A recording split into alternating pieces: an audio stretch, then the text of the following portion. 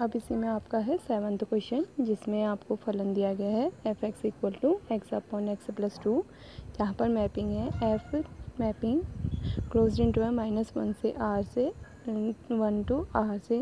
अब साथ में ये भी नीचे दिया है कि जो f का जो प्रांत है वो क्या है, f का परिसर निकालना आपको आता है। कि परिसर निकालने के लिए हम क्या करते थे, y इक्वल टू f(x). तो यहाँ पर हमने जैसे y इक्वल टू किया f(x), यानी y इक्वल टू कितना हो जाएगा, x प्लस 2, राइट।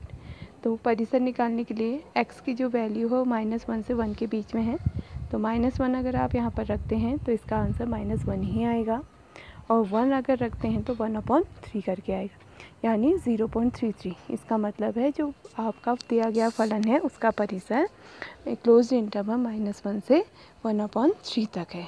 तो इसके अब इसी में आपको इसका प्रतिलोम फलन भी ज्ञात करना है और साथ में सिद्ध करना है ये एक ही फलन है।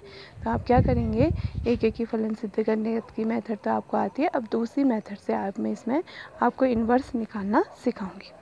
तो फलन को एक दिखाना है। सबसे पहले हम प्रांत में से 2 अवयव ले लेंगे, x1, x2। इस प्रकार है कि f(x1) बराबर f(x2), क्रॉस मल्टीप्लाई करेंगे तो x1 बराबर x2, फलन एक आ गया। अब हमने पढ़ा था कि जब फलन एक आच्छादक होता है तो फलन क्या होता है, व्युत्क्रमणीय होता है। तो आच्छादक के लिए हम परिसर में से यानी उसके सहप्रांत में से एक अवयव लेंगे y, जिसके लिए y बराबर क्या हो गया f(x), x का मान y के पदों में निकालेंगे।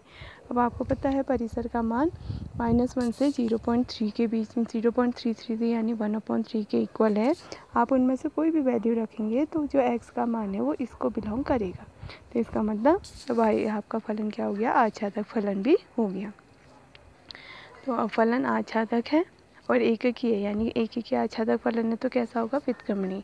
बस इसमें इतना ही करना है। इसी में मैंने आपको पहले बताया था कि जहाँ आच्छादक फलन सिद्ध करते हैं, जो x का मान y के पदों में आता है, यही फलन का क्या होता है, व्युत्क्रम होता है। तो इसलिए हम यहाँ पर क्या कहेंगे कि जो f व्युत्क्रमणीय फलन सिद्ध कर दिया, तो f inverse x equal to 2y/1 - x।